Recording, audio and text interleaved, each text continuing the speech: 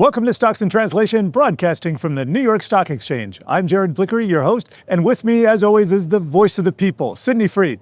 Please like, subscribe, and comment on Stocks in Translation on Spotify, Apple Music, Amazon, or YouTube. And today we are welcoming John Haar. He is a managing director at Swan Private Wealth. Back in the day, he was a fixed income portfolio manager for Goldman Sachs. So we will definitely talk about bonds today and also some crypto. Our phrase of the day relates, negative real yields. No, that doesn't sound good, and we're going to tell you why this hurts the average American consumer. And this episode is brought to you by the number 553,555. That's how many Bitcoins Michael Saylor's MicroStrategy has accumulated so far. What the corporate imitators say about crypto adoption. So John, why don't you just give us right now your big picture view of what you see going on in the markets? And I should say we have Bitcoin testing its record high around 108,000 as we speak, as we're taping right here. And then a lot going on in the bond market. For sure. Great to be here with you guys in person.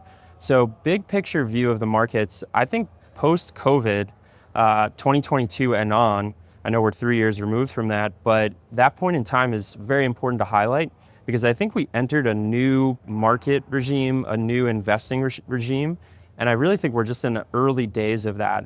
So this is keeping it super big picture, but I think roughly 1980 to 2020 was a particular investment regime characterized by trends that continued on for quite a long period of time. And importantly, that 40-year period was when the 60-40 portfolio was the hottest thing. It's just set it and forget it. Equities and bonds are inversely correlated over most periods. Bonds soften the blow from equity downturns, et cetera, et cetera. But a lot of why that happened, there were factors such as globalization, offshoring, China coming into global trade and production markets. Interest rates started that period very high and were gradually falling. All of those things generally changed to some extent or are outright reversing post-COVID. So that is like the 30,000 foot view I would share with investors, because I think any strategy, investment strategy that worked well for that 40-year period, 1980 to 2020, you need to beware because it's probably not going to work the same way going forward. I love that we're going to pick apart 60-40 for sure, and that regime that we had from the 80s until very recently, that just got destroyed in the 22 bear market, and we'll talk about that. 60-40 did horrendously for a couple of years, and that surprised a lot of investors. One of the things we've been talking about here is the new playbook that investors have to realize. So this fits in perfectly, but I want to get to our phrase of the day here, which is negative real yields. Now, negative real yields occur when bond interest rates, they fall below inflation. This means investors lose purchasing power, effectively earning less than zero after inflation is accounted for. And this is kind of a new reality as we're seeing higher interest rates, but also higher inflation pickup. So how does this affect investors? How should they be thinking about this? Yeah, so if you're going to get negative real yields from bonds, that's another way of saying the 60-40 portfolio is not going to be your friend. A lot of investors, I have seen some trillion-dollar asset managers, CIOs at those shops. My former employer is a trillion-dollar asset manager. After that 2022 bond bear market, 2023 was not a particularly good year for bonds either. A lot of them were calling for things to reverse in 2024. And that is a common strategy. You just say, hey, look. Mean reversion. Mean reversion. Everybody loves it. Everyone loves mean reversion. It works well sometimes. It did not work well in 2024. 2024 was not a good year for bonds. And I think that underscores my thesis, which is this is not a mean reversion trade. This is a new investing regime. In terms of your description of negative real yields, that's spot on. I would just like to underscore something, which is when you're subtracting out inflation, that can be a tricky exercise because technically speaking, there's no such thing as the inflation rate. Sure. Just like there's no such thing as the cost of living. America's a big place too. America's a big place. Everyone has a different personal inflation rate, personal cost of living. Even the same person from one year to another has a very different inflation rate, cost of living. If someone has a family, if they're looking to buy a house, if they already have a house, all these factors. So I just say that because when most of the time what people subtract out is CPI. That's a consumer goods basket.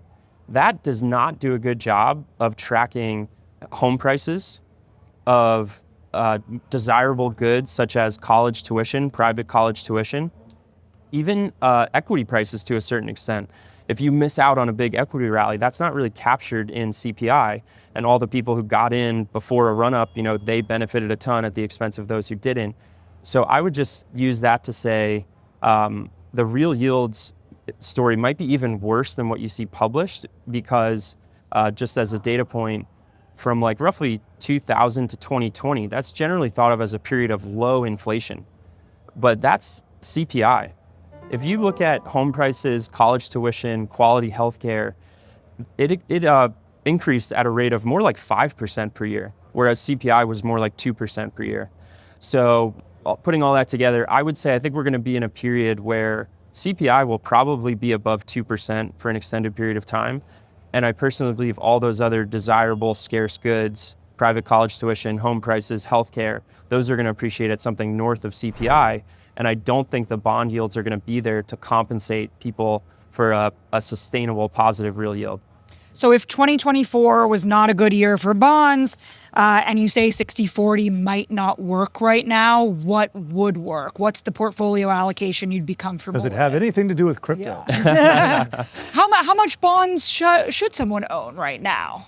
Yeah, so my personal recommendation on bonds would be 0 as a long-term strategic investment allocation. Where I do think someone could own bonds is if they're using it as a cash substitute. Because you have to remember, what are bonds at the end of the day? It's basically, you're assuming it's cash because you're assuming you're going to get paid back your principal plus an interest payment. So that is what a bond really is at the end of the day. Yes, if you have longer term bonds, there's duration risk and these other things.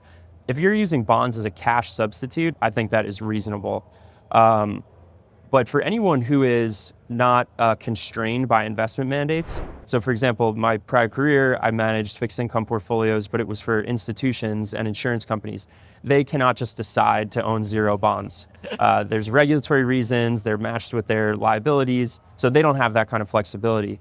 But for an individual, for a much less constrained investor, an endowment, something like that, I would, if I was the CIO of the family or the endowment, I would own near 0 in bonds. All right, I'll forget about it. I'll forget about bonds. Well, you're not in bonds. I would. No, I mean, Okay. who knows? All right.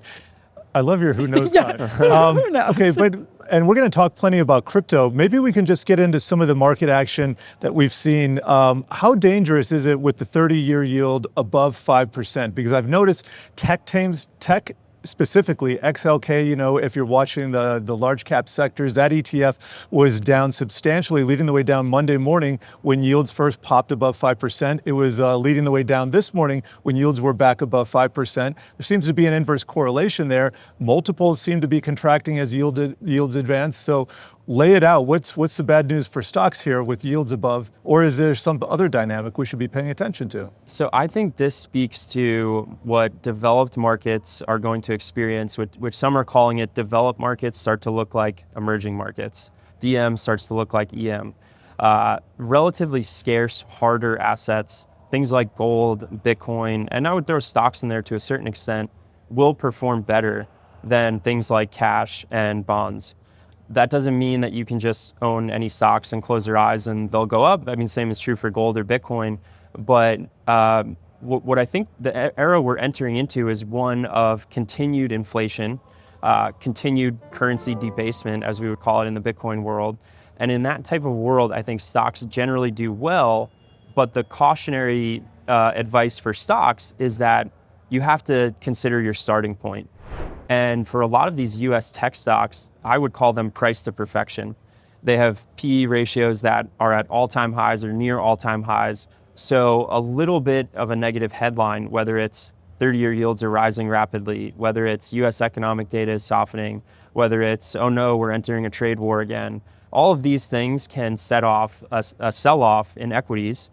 We just saw that pretty clearly in April. They did rebound a lot. So you would buy the dip maybe, but not the rebound, not buy the rebound at all-time highs. Yeah, I mean, for equities, excuse me, the way I would say it is, personally, I feel a lot more comfortable owning Bitcoin over a 1 to 2 year time horizon than I would owning equities.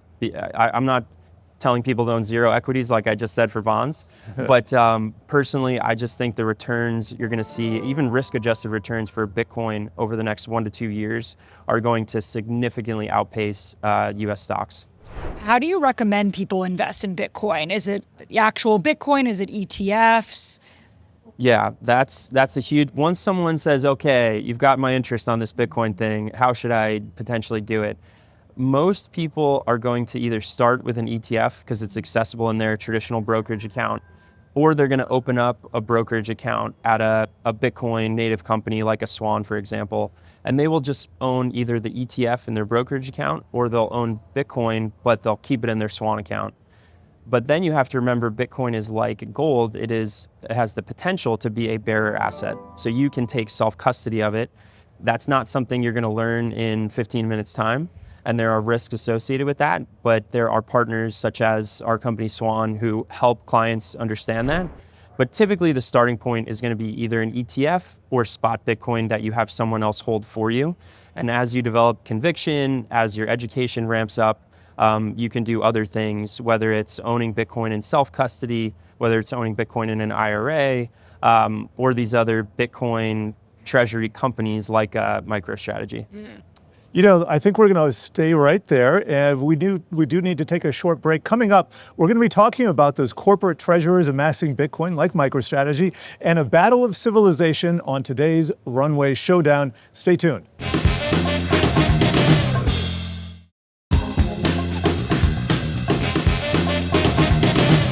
This episode is brought to you by the number 553,555. That is 5 5s and a 3 if you're counting.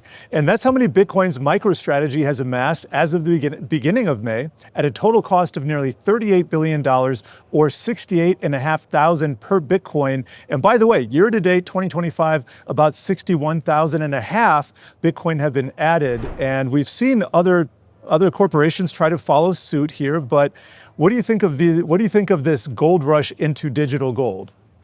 I think this is the biggest story in Bitcoin right now. Michael Saylor, CEO, founder of MicroStrategy, is undeniably the trailblazer here. I don't think anyone's going to catch them, given the head start that they have. Big numbers there. Big numbers there. You know, you're talking north of 2% of the Bitcoin supply. You know, so that's just a huge head start. Their first buys were in August of 2020. And there are tons of copycats popping up. I will share a quote from Michael Saylor that really made it click for me. And he said, in August of 2020, we bought, there's something like $300 million worth of Bitcoin roughly. And that took them a long time as a company to accumulate cash to convert into Bitcoin, years, if not decades. And then he goes, over the next 4 years, we bought $10 billion worth of Bitcoin. And the way they did that was not by running an enterprise software business, their legacy business. It was by tapping the debt and equity capital markets to borrow and issue fiat to buy Bitcoin. But then he goes, over the next 4 weeks, we bought another $15 billion worth of Bitcoin, and with that same strategy. So those numbers really put it into perspective for me, because if you believe in the Bitcoin thesis, that it's this emerging, appreciating monetary asset, then you have to ask yourself, what is the fastest, most effective way that I or my company can accumulate Bitcoin? And it's not by running your enterprise software business for another 30 years. They would have to run it for centuries to accumulate $15 billion worth of Bitcoin. Or you can borrow Bitcoin, issue convertible bonds, regular bonds, issue stock, preferred stock, etc. So MicroStrategy is pioneering this, and you're seeing tons of corporate copycats, for lack of a better term, pop up. And I think this will be the story to watch in Bitcoin for the next 12 months or more. Wait, dumb it down for me. Why does it matter that all of these businesses want to buy up Bitcoin? It's just because they think it'll appreciate a ton over time and they'll have more money? Like, why is this so There are important? practical uses too, but I'll let you answer. Yeah, it's definitely not rocket science, but it's this idea, you know, you called it a digital gold rush. I think there's something to be said there. It's borrowing or issuing a fiat denominated asset. Fiat is this asset that is inflated or debased over time at a rate of at least 2%. That's what the central bank That's what the Fed wants to do. That's what they're targeting. So it's at least 2% that things are getting more expensive every year. Bitcoin is a fixed supply. It is more scarce. But it doesn't even have to be Bitcoin. To use an analogy to explain it, you could think about what real estate investors do. What do they generally do? They borrow dollars or issue equity denominated in dollars to accumulate real estate. Real estate is not fixed in supply like Bitcoin, but it is relatively scarce. You can't print it. A lot of work has to go into it. And being a real estate investor using that strategy has been successful for decades on end. There are, of course, periods where it's not. 2008 financial crisis, there's bubbles and things like that. But I would say Michael Saylor's really using, it gets referred to as a speculative attack, borrowing a fiat depreciating asset and using it to acquire an appreciating asset. Let me ask you then, my big question is MicroStrategy a good buy for an average investor? What holding period would that entail? And then I'm just wondering, because MicroStrategy itself is a levered play on Bitcoin. I've seen it lead Bitcoin breakouts by up to a few days. So for me, it's on my radar because it's an indicator for Bitcoin, but it also means it could lead on the way down. And it just seems like the beta is so high that you could end up losing a lot of money if you catch it at the wrong time. So that kind of gets to the holding period of my question. Yeah, so I would say, to relate it to Bitcoin, I really think Bitcoin is an asset that you can buy and hold. Really close your eyes for the next 10 years and you'll be very happy with the results. I don't think MicroStrategy is quite the same thing. I don't want to call it a short-term trade because it's definitely more than that, but you have to pay attention more. Remember, you still own an individual company, so there's key man risk, there's litigation risk, etc. Also, you have to be aware of valuation. So to your point about MicroStrategy leading Bitcoin, and it moves slightly differently, generally in the same direction, but slightly differently. There's this metric known as MNAV, which stands for multiple to NAV. And that you can kind of think of it as the PE ratio for these Bitcoin treasury companies. And the MNAV currently, it's around 2x right now. What does that mean? The market cap of the company is 2x the market cap of the Bitcoin that they hold. And you might be saying to yourself, why would anyone in their right mind buy MicroStrategy at a 2x premium to the Bitcoin that they hold? Because they can sell it higher.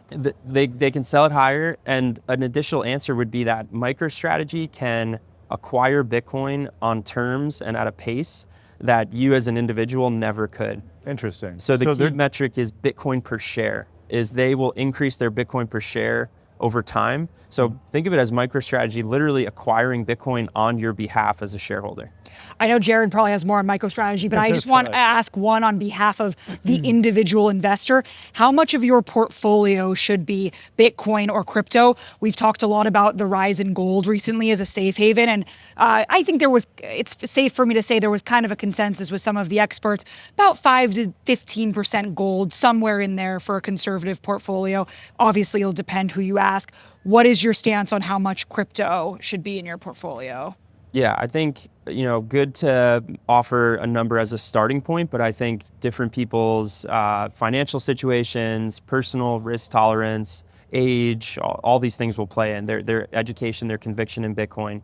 But I would say 5% is a very reasonable starting point. Take it from that bond allocation if you still have one. And I would say the same for Bitcoin or gold. I think Bitcoin and gold will outperform bonds over the next 5 to 10, maybe 20 years. Just start with a single-digit allocation. Once you build your conviction in the asset, once you're comfortable with whatever custody approach you've taken, then you can increase it from there. I want to come back to that, and maybe we'll have time for Ethereum at the end and Solana and some of the other stuff, but I do want to get to today's runway showdown, which is going to transport us back in time to ancient civilizations, where finance and empires first collided. So on the one side, we have the Roman Empire, all about expansion and leveraged wealth, but inevitably vulnerable to inflationary collapse. Opposite them stands ancient Egypt, conservative, asset-rich, and built for stability, keeping its wealth in gold and hard assets. So John Haar, student of monetary history, which civilization has lessons most relevant to today's investors? Is it Rome's bold but risky expansionism, or is it Egypt's prudent asset-backed stability? This is amazing. I love that you guys worked this in. I would say off the cuff, Rome probably, because Roman currency debasement was a major contributing factor to the collapse of the Roman Empire. I think that's a consensus view. I don't think there's any like debate over. Scholars would agree that. So that the was lesson part is of it. don't do Rome. Don't be inflationary. Inflation is a big problem for society. You could have a whole episode about the problems of inflation, and we're not just talking a 2% inflation target that the hypothetical Roman central bankers had. These were kings that the term debasement is literally them using another metal to debase the original metal in a coin. So going from silver to something that was much more prevalent, copper or something like that, or coin clipping, things like that. And they did it. They went into hyperdrive and caused hyperinflation at some points in Roman society, and it really just degrades society in terms of economic calculation, in terms of people's ability to save, in terms of people believing there's a fairness in society. So relating Rome to monetary history, I would say beware of inflation. I'm not predicting hyperinflation in the United States. No, neither would I. Yeah, I actually, I think people should beware of anyone who is predicting hyperinflation, because that basically means an all-out currency That's a different animal. collapse. That That's is a different animal. Yeah. Going back to some other cryptocurrencies, what are you thinking about Ethereum and Solana? So at Swan, we are a Bitcoin-only company. We're pretty passionate about it. I would say Bitcoin is a decentralized, fixed supply, digital, peer-to-peer monetary asset. And when I look at Ethereum, Solana, really any other token out there, Doge, you cannot call them what I just described Bitcoin at. They're not credibly decentralized, not credibly fixed supply. They usually have some sort of centralized body or foundation that's running them. They sometimes literally go down and you can't use them, whereas Bitcoin has had near 100% uptime in 16 years. Also, government recognition of these assets has been very different in the last 6 to 7 months. There is a Bitcoin strategic reserve that has been formed. In the U.S. now. In the U.S., and they are talking about doing budget neutral purchases of Bitcoin. They're not talking about doing that for other assets. So maybe there are narratives that these other tokens can latch onto and potentially get a nice, pump up in price or get investors excited. But I would caution people to treat Bitcoin very differently than any other digital asset. All right, and we got to leave it right there because we have wound things down here at Stocks in Translation. But be sure to check out other episodes of the show on the Yahoo Finance site and mobile app. We're also on all of your favorite podcast platforms. So be sure to leave a comment, and subscribe wherever you get your podcast. We will see you next time on Stocks in Translation.